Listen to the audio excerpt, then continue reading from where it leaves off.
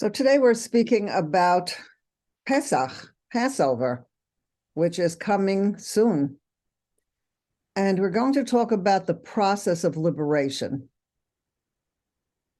So the first night of Pesach, of the Seder, and the first day of Yom Tov commemorates the redemption from exile in Egypt.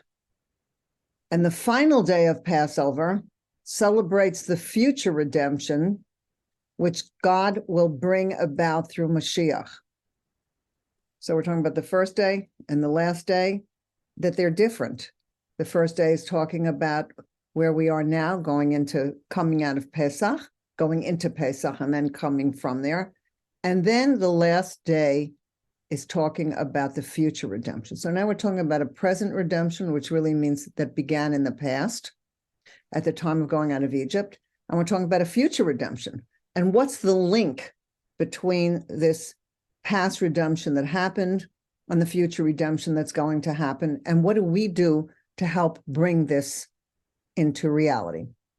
So the connection between the first and the last redemption is seen in the verse, as in the days when you left Egypt, I shall show you wonders. During the final redemption, which is happening kind of as we speak, that we will see wonders. We have to look out for those wonders. And our rabbis ask, why does the verse say in the Torah, as in the days when you left Egypt? And in the days when you left Egypt, when the Exodus took place on one day, as another verse states, remember this day on which you left Egypt. So on the day that the Jewish slaves left Egypt, they achieved the status of free people. And I have to say that we do not have slave mentality at all, because God took us out of slavery. So that mentality is gone. We don't look at ourselves as slaves at all. And yet we still have some things to work through from that time in ourselves. So we celebrate the miracles of God taking us out of Egypt on the festival of Passover. And God is taking us out of Egypt. This is part of our lives, that God took us out of Egypt is who we are. In other words, we remember it all the time. Pesach, so remember we just started the year of the months, started the months now. In Nisan, we were told, start counting the months from Nisan. Here we are in Nisan. And we're told to celebrate this time all the time. So we're going into Pesach, which was the original reason for counting the months, so that we could make an appointment with God when to take the Pesach sacrifice and ready it on the 10th of Nisan, and then when on the night of the 15th to actually sacrifice it and have Pesach. And so we have Pesach. But we also have to say that in the Kiddush that we make for Shabbat, every single week, we talk about Yetziat Mitzrayim, that we are sanctifying again, that God took us out of Egypt. And we are meant to remember it every single day, that we came out of Egypt, that God took us out of Egypt. This is part of our prayers. This is part of how we think. This has been going on from generation to generation, from Pesach to Pesach, every day. So spiritual redemption from all the straitjackets and limitations that constitute spiritual Egyptian exile is an ongoing process. And even though it's a fact that the Jews' physical exodus took only one day, there is an ongoing process. So what is this process? And this is expressed by our sages when they say, it's telling us that we need to keep coming from the beginning of the liberation, but we're going further. In each and every generation and in each and every day, every person is obligated to see himself as if he had gone out of Egypt on that very day. This is a pasuk that we are meant to say and we're meant to know. So our ability to transcend slavery and be free is always part of us. and needs to be basic in our consciousness. So we did become free on one day, and yet there are higher and higher levels of freedom, as we'll talk about. And this needs to be basic in our consciousness, that we always have the ability to transcend. This is very important because sometimes people feel stuck, and we're never stuck. We're able to go forward, something we need to know. So we are here to make God known in the world. And when we live as a free person, we know that we live in God's presence. Now, coming to this as individuals and as a nation, we will experience the ultimate redemption. So there will come a time that we are always living in God's presence, but they will have the consciousness of living in God's presence, and we won't be sidetracked by anything else. When we view the Exodus from Egypt as a continuous process that we have been going on since that time, and we're still going through the redemption process, then what happens is that we have daily improvement in how we have conduct, because we are free people. In other words, something that we might have done 10 years ago no longer seems suitable for us to do that right now. And something that we did yesterday might seem not suitable for us to do today. And in a moment of how we eat and how we do whatever we do, how we walk, what we choose, we can see that, wait a minute, it's up to me to stop for a moment, to look at the choice, and to take action as a free person, and to take a refined action.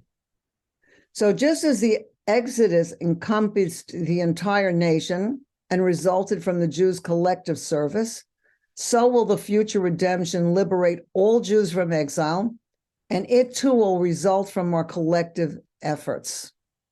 So this collective liberation and effort came about during the Exodus as a result of the effort of each Jew, who first liberated himself from his own spiritual exile. It's very interesting that the women never gave up. The women always believed in the process that Joseph had said, that Yaakov had said, that there would be a liberation, that they would be taken out of Egypt. They never gave up. They continued to have children, even though what was going on there was terrible. They never gave up. And when the time came and they just had an opportunity, the men cried out to God for help. Everyone cried out to God for help. And that's something we can always do, is turn to God and ask for help in the areas where we need help. And that's something that we can do. And it's part of our own process and our own efforts. And so with the final liberation, which is now we're in this process of this final liberation, the efforts of each and every Jew in redeeming himself from spiritual exile will result in the collective redemption of all Jews from the final exile. So each and every one of us is part of this process, and all of us together, we add, every time we make a difference and we choose a free person's way of behaving rather than a slave person's way of behaving, we are adding not only to our own redemption, but to the redemption of the collective, because each of us is working in this in some way. So every one of us is entrusted by God with a unique mission that only that person is capable of accomplishing. We need to know that each of us is unique and special. And the job that we have, nobody else has. So this is something that we can do. And we can't rely on someone else to fulfill that mission for him, since another individual is entrusted with his own mission. So sometimes when something comes for us to do, and we say, I'm the person that could do this, then we can't say, well, let somebody else do it. We have to know the difference. Sometimes it's something that anybody could do. like children in the classroom. Okay, who would like to, bring some chalk next door? Me. And a lot of people volunteer, and the teacher chooses. Any of them could do it. But very often something comes to us that nobody else is going to volunteer to do. It's ours. And we recognize it as ours. So when that comes, we have to know that we can't give it up. It's something we have to do. And with joy, always with joy. On the other hand, a person has to also realize that he's part of a collective, this Jewish nation. And his mission is thus of vital importance, not only to himself, but to all the Jewish people. And fulfilling his mission as an individual helps the Jewish people fulfill their mission as a collective whole. So sometimes when something feels difficult for us, but we know that it's ours, we have to pick ourselves up and keep going forward and not feel, I can't. When it's ours, we have to figure out what are the steps I can take. And sometimes just taking those few steps that we know we can take is what gets us out of Egypt. Very interesting.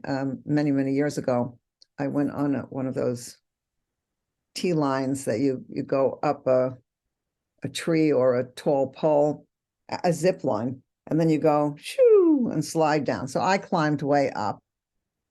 A good way to do that is not to look down. But so I got very high, and then I made the mistake of looking down. I looked down and I held onto that pole way up there, and I couldn't let go. That's how I felt, that I just was stuck there. Okay, so they sent somebody up, and he said, okay, so hold on to this T where you're going to be able to ride down. And I said, listen, if I could take my hands off the pole and hold on to the T, you wouldn't be up here. I would have been already down. So he said, well, pick up one finger. That was good. One finger I could pick up. Once I picked up one finger, I could pick up another finger. Then I could put my hand onto the T, and then I was able to let go and go zipping down. In other words, sometimes when something is difficult and we feel it's too hard, all we have to do is just take one finger, one step, one movement in that direction. And when we take a step, then we're able to take a second step and a third step, and then we're going forward. And that's something that each of us needs to know, because our mission is our mission. Thank God. I got there. But and we all have our own missions to do. So I just thought I would share that because it was an example that came to mind. And this is all part of every person's redemption from spiritual exile. And that leads us to the collective exile, to the collective redemption of all the Jews in the world. So what is our work in the process of going out of exile? Now, the Seder, it's very interesting in terms of cleaning for Pesach. I think that many people feel, like they're up on top of the pole and they can't go anyplace. They just feel stuck. How do I do this? How do I clean all this? How do I make everything happen? All right. And it's important to know, start somewhere. Just start somewhere. Start with a cabinet where you're going to put the chametz that you're going to sell. Just put in there. And if it's organized, it's better. Just do what you need to do. And then just put a little string around those knobs, and you're ready to sell that. Then go on to the next thing. Looking at the whole picture is sometimes more than we can handle. Just like we would say, well, I don't know how to bring the complete redemption now myself completely. How do I do that for all of us? Well, we are in the process of doing that. But we start where we can start, with our own mission, doing what we do. Modeh ani, waking up in the morning, recognizing we're standing before God, saying blessings in the morning, getting ourselves aligned to what we're here for. Now, so we begin this, really began it with Rosh Chodesh Nisan, but when we come to the Seder is not just the 3,300-year-old story of our ancestors leaving Egypt. The Seder is not just a memorial to events of the distant past. It's a dynamic, the Seder itself is a dynamic process of freedom from the challenges of the present. In other words, these are it's a 15-step process of how we are going forward. Inside each of us, there is an Egypt and a Pharaoh and a Moses and freedom in a promised land. We have all of this inside us as well. But every point in time is an opportunity for another exodus. Although we've all been freed and have the ability to keep leaping forward, Pesach means leaping, in some ways we are affected by slavery to our own inhibitions, fears, habits, cynicism, and prejudices. These are the Egypt inside. And the final prison of humankind, the ultimate Pharaoh who enslaves us today, is the Egypt of the self. The notion that nothing exists beyond my own self-fulfillment. These pharaohs, self-appointed pharaohs, are layers of ego that prevent us from expressing our true inner self, from reaching our inner spiritual potential that knows we're here to serve God, that we're connected to God, that we're here to do our purpose of going with God, living with God. And when people have egos that are full of selfishness, laziness, and indifference, that is a slavery. So Egypt is a place that chains you to where you are, holding you back from growth and change. So sometimes when we say, I don't know how to do this, I can't do this, I don't know if I'm enough to do this, all those I's stop us from taking our steps forward. Whereas if we say, this is something that God gave me to do, I'm just going to begin. Then what happens is, then we stop thinking about the I, and we start thinking about our God-given purpose, and we take the steps, and we go forward with that. The Pharaoh is that voice inside that mocks efforts to escape, saying, how could you attempt being today something that you were not yesterday?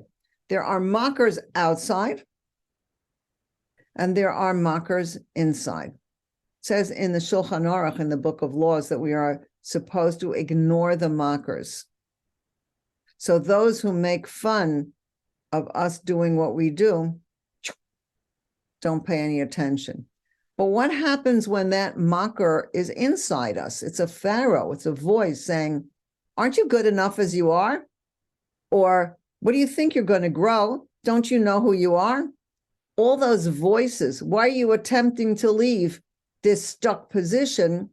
We need to ignore the voice of the Pharaoh. Just ignore the mockers, whether they're outside or inside. The mocker says, you think you're going to write a whole book? But when we say, if this is something God wants me to do, I'm up for it. I'm going to start. I'm going to just keep moving forward and doing what I can do. And then we need to know that God helps us, because we got out of Egypt because God took us out. But we did our part, and we have to do our part. And when we start, God helps us.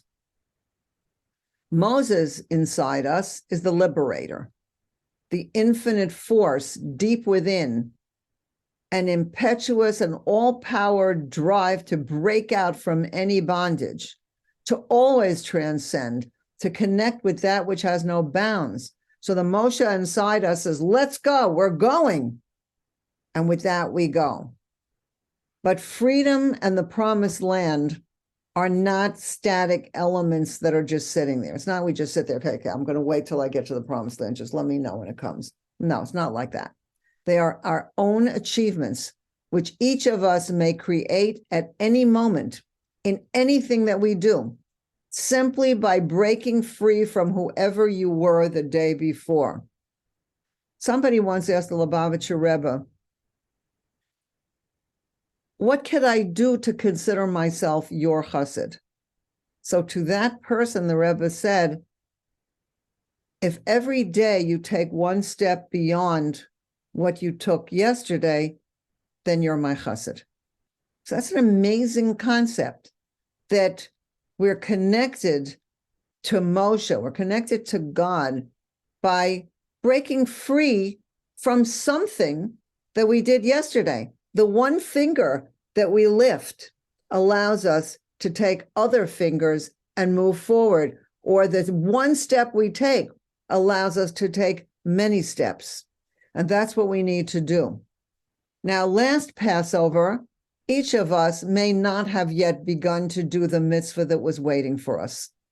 We know what Hashem would like us to do, something, and whatever it is, this year we can defy Pharaoh and do what lights up our world. So for a person who didn't do a certain mitzvah that they know is waiting for them, then they can do that mitzvah and just light up the world. Now, Pesach means Passover. It's the season of liberation, when we pass over all these obstacles to inner freedom. On Pesach, we give our souls a chance to be expressed. When we read the Haggadah, so we need to know that we're reading about the past, the present, and the future all in one process over here. So it's the season of liberation when we pass over all these obstacles. And when we read the Haggadah, one thing we could do is there's so many things we could do, so many ways that we can handle the Pesach Haggadah.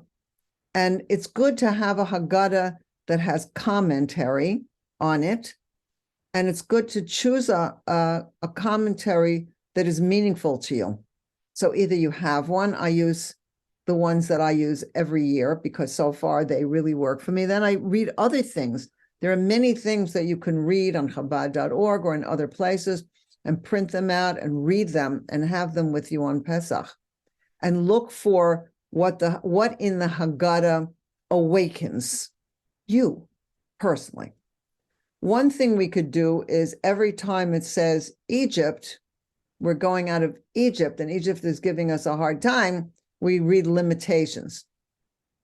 We can replace the word Pharaoh with ego, that it's the ego that's holding us back instead of it's the Pharaoh that's holding back, and read it in the past tense, in the present tense. Instead of saying we were slaves to Pharaoh in Egypt, we can read we are slaves to our egos stuck in our limitations. So this is something that makes us aware that it's not only something in the past, but this is part of an ongoing process. Now, how do we free ourselves on the night of Pesach? By eating matzah. After eating matzah, the Israelites were able to run out of Egypt and follow God into the desert. So what's the difference between bread, which in the time of getting ready for Pesach is called chametz, and matzah? They're both made from flour and water, both baked in an oven, and both provide nourishment. But one stays flat and humble, while the other one fills itself with hot air. That represents the ego. Chametz is a metaphor for the human being's inclination towards selfish and spiritually harmful behavior. And that's why chametz has to be completely banished from our ownership, since it is completely prohibited during Pesach. So on Chabad.org, or some people look at ACE, wherever you look, or call your Rav, you need to find out how to sell your chametz. What does it mean? And this is something that you can do even now, today, but it should be done. It has to be done before the last day before Pesach. That it means that in that cabinet, remember I told you about the cabinet, you put the chametz and you're tying it down, that cabinet, what is in that cabinet, what is it in the chametz in that cabinet, and in all the cabinets where you might have chametz, in your entire house, and in your car, and in your office, in your room, in your office, these are all being sold. So when you go into Pesach, you don't own them. And then when you come out of Pesach, it's like you're selling them for 8 days. So you don't have to do anything afterwards because the sale will have ended. It's as if some people rent something to somebody or sell something to somebody for a specific amount of time. And when that time is over, the contract is done. So we need to do that because we need to banish the chametz from our ownership. It's completely prohibited during Pesach. And that's why matzah, because we don't want that ego stuff, we need to get rid of it or sell it. That's why matzah, and it's just as good to sell it. This is what we do. It's what we do. This is why matzah is a key ingredient for leaving our personal Egypt, because matzah represents the suspension of ego. It is humility and self-restraint. It's flat. Chametz parallels the self-importance of ego and the superficial satisfaction of self-indulgence. So that's what we don't want. We don't want to be slaves to ourselves, where a person can say, if I don't have that cookie, I'm going to be so upset. No, we have to learn how to say, stop. And that's what we do, that the matzah, which is cooked in up to less than 18 minutes, has to be cooked before 18 minutes, has to be baked. We're saying stop. That's enough. We're not letting it go up and up and up. We're saying stop. And this being careful not to have any chametz in any way during Passover, we eradicate its spiritual manifestation as well. So when we stop eating chametz in physically, this affects spiritually. So unlike bread, which has body and taste, matzah is flat and tasteless. It's the bread of bittul. It's like surrender. Bittul means I give myself over to you, God. As long as we are full of delusions of self-importance, there's no way to break out and grow to a new level. How we think of ourselves and our lives can bring freedom or the opposite. We need to know that we are free people and we have free choice, and we need to keep moving forward and not let the ego, remember the inner Pharaoh, who do you think you are? What are you going to make changes? And once we let that, that's chametz.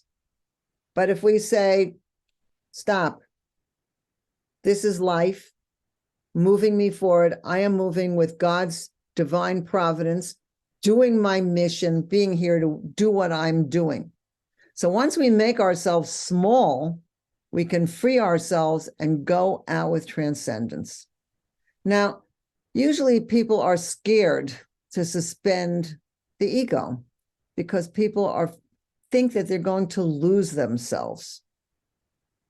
So who am I going to be if I think I am this and this and this? Sounds like the Pharaoh, doesn't it? Who thinks he's God. But on Pesach, we eat the matzah, we suspend our egos. And that's when we find ourselves, our true selves, the ones that God makes us and wants us to be. So this night is different from all other nights because on this night, we let ourselves go. We liberate our souls to follow God out of slavery. We may say, I don't understand exactly what this means, but I have a Jewish soul, and somehow that's the deepest layer of my identity. And I'm going forward with God, and this is what I'm doing. And that's freedom. Now, all this is part of a 7-week period of spiritual transformation. This spiritual program begins on the first day of Pesach. Its purpose is to help us leave Egypt and condition us to encounter God at Sinai 7 weeks later on the holiday of Shavuot. So during the Exodus, it was as if our backs were to God. People had been slaves for hundreds of years. They didn't know how to connect to God. But our goal for Shavuot, for the holiday that will come soon after Pesach, is to align ourselves with God, to stand face to face, not turn our backs to God, not say, I don't know how to relate to you, so, no, but to come face to face with God. And our divine sensibility doesn't need any preparation for this profound meeting. Who we really are is always here for God, always ready to meet God face to face. Our souls are in us, our souls are above us, our souls are with us, and the soul is always connected to God and always facing God. But our animalistic consciousness we need that animalistic consciousness, because our animalistic consciousness is what gives us the ability to keep our bodies moving and going forward. And so the animalistic consciousness will say, I'm hungry, I'm tired, I need to get out of the rain. The animalistic consciousness is good, but the animalistic consciousness needs to go through a transformation. So that it stops thinking about the cookie, and that it is here to bring life. So it needs to be transformed. The animal soul needs to be transformed so it will work with the godly soul. And that the godly soul will be able to train that animal soul to not to have a desire for the cookie. It's okay to eat a cookie sometimes if you're in the right frame of mind, but to desire godliness, to desire to do a mitzvah, to be enthusiastic and excited about going into Pesach, to look forward to, it's not easy to get the house ready for Pesach, but when we say, I'm looking forward to Pesach, I'm going to read about Pesach, I'm going to learn about Pesach, I'm going to get myself to a place of enthusiasm about Pesach, then the animal soul is also with it. Let's go. I'm going to go pick up my matzahs today. I'm going to pick up wine today. And if somebody needs to be invited, ask somebody, can I come to you for Pesach? Don't stay alone. Go somewhere or invite someone. Do whatever is going to make for a joyful Pesach. So how are we going to transform this? Now, this is what the 7-week process is, called Sfirat HaOmer. So when the animal soul is transformed, it can also stand before God and receive the Torah. So we go to Mount Sinai as a whole, and we come with our whole being, with a godly soul that is always connected to God, always ready to be face to face with God, and an animal soul that has become ready, has become transformed to connect to God face to face. And then we can love our God. It says that we should love the Lord our God with all of our hearts, with all of our souls, and with all of our mights. What does it mean with all of our hearts? With both our godly and selfish inclinations. An animal soul that is transformed. Now, why does it take 7 weeks? So the 7 weeks which starts from the day after the first Seder. Then we begin to count at night, the first night of counting of the Omer. So the Kabbalah teaches that the animalistic consciousness has 7 primary impulses. And if we don't work on changing this, these impulses lead us away from our true selves. Our work is to transform these impulses and harness their passion for goodness. For example, a passionate desire for material pleasures can be transformed into a passionate desire to cleave to God.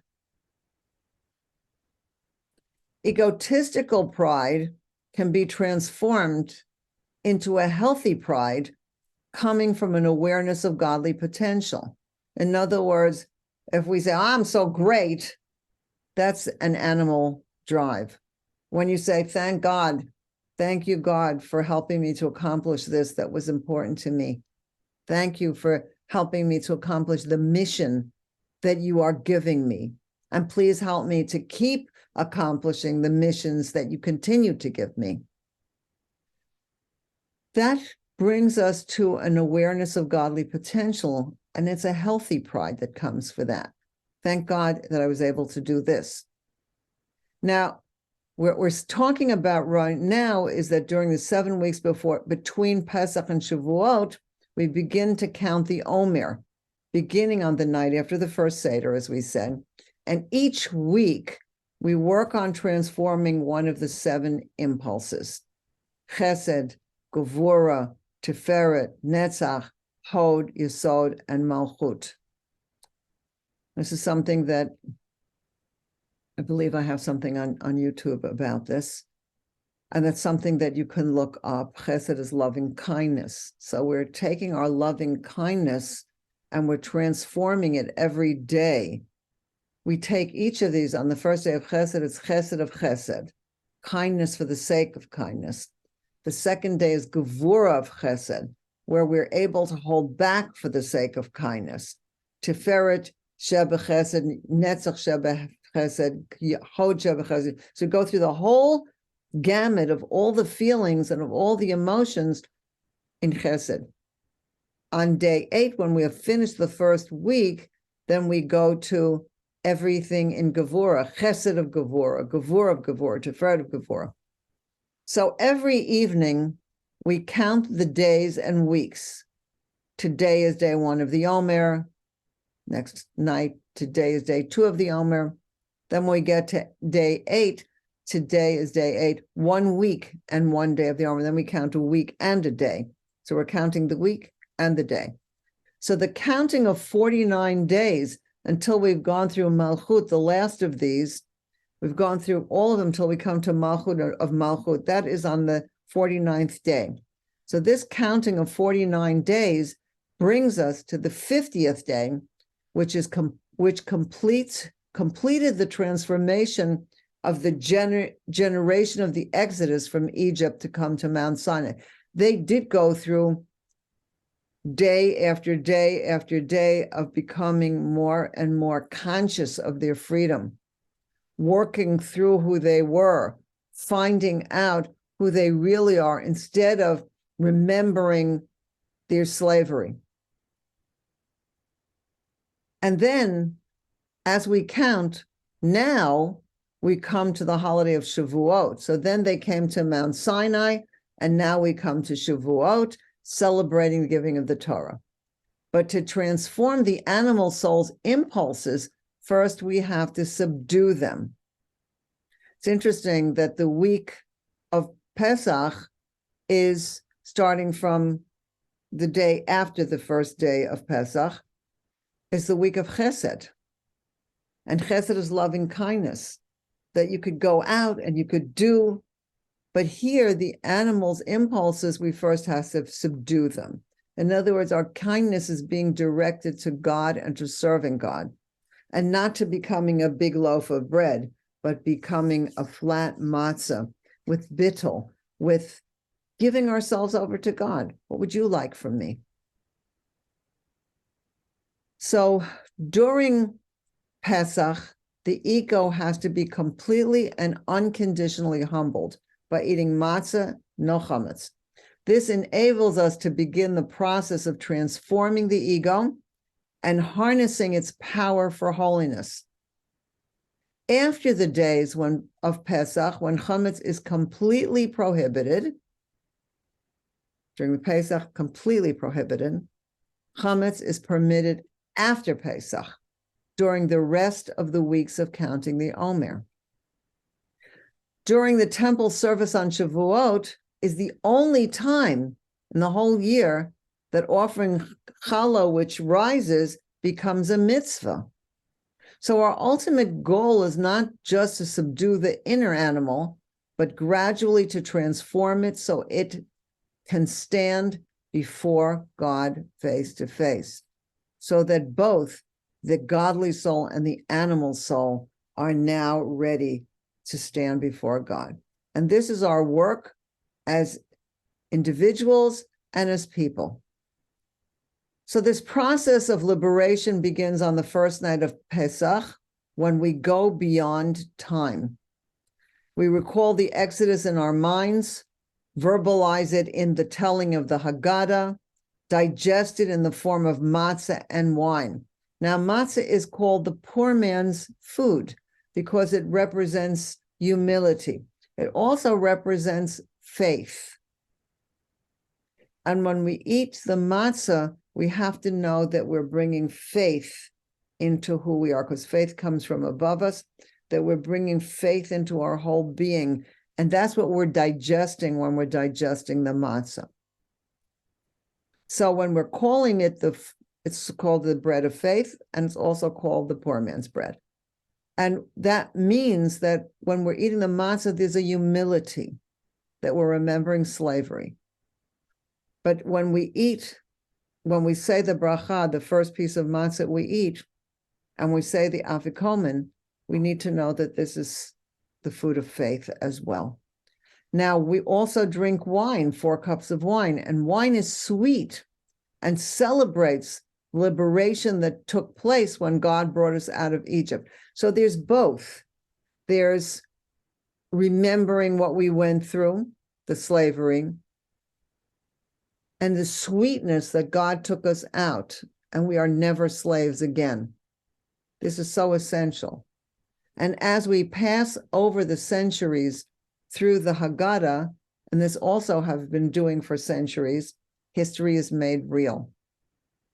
While the theme of redemption runs as a current through the entire festival, the first days of Pesach focus primarily on our first redemption, our liberation from Egypt 33 centuries ago.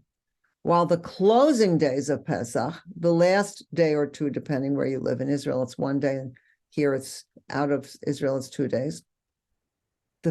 On those last days of Pesach, it's highlighting the final redemption, the future era of divine goodness and perfection heralded by Mashiach, who will be a king of Israel, who will affect the entire world and make it a world of goodness and truth and peace and Torah. On the first 2 nights of Passover, we conduct the Seder, reliving our redemption from Egypt in the telling of the Haggadah, the eating of the matzah and the bitter herbs and the drinking of the 4 cups of wine.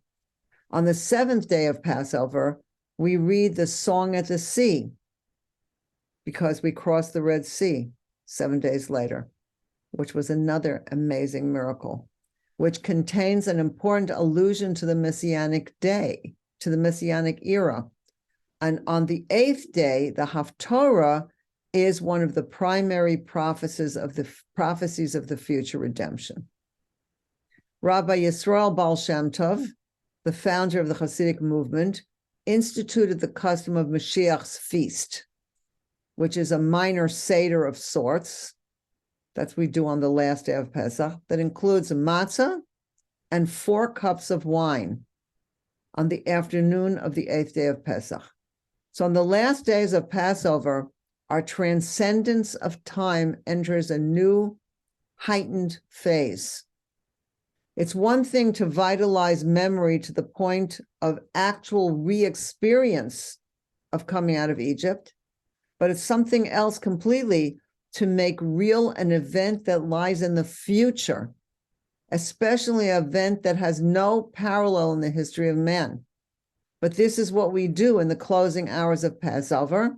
We enter into the world of Mashiach, having vaulted over millennia of past Seder nights for many, many years, and we now surmount the blank wall of the future to taste the matzah and wine of the ultimate redemption.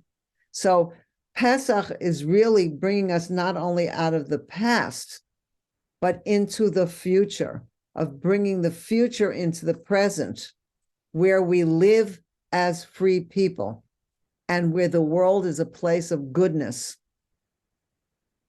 So from here, we continue our work of bringing the future into the present as we do our part to be living in freedom. When we live in wholeness of connecting to God face to face, that is the freedom all the time.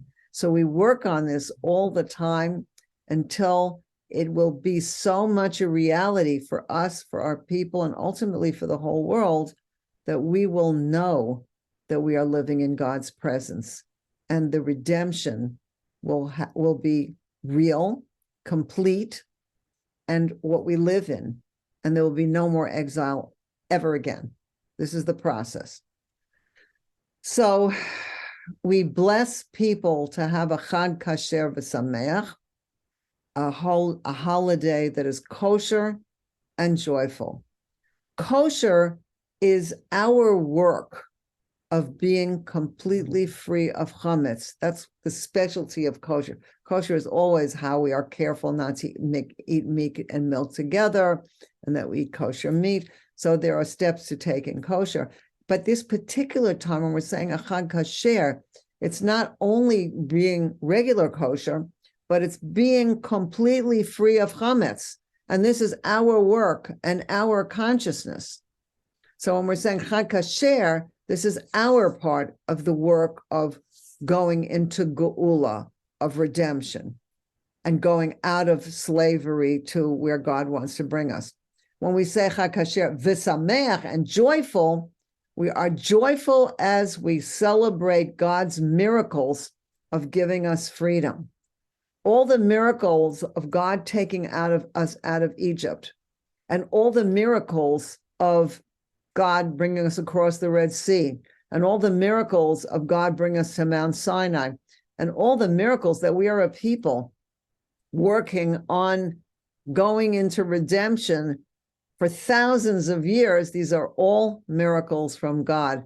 So may each and every one have a Chag Kasher v'Sameach, and may we experience the true, complete redemption now.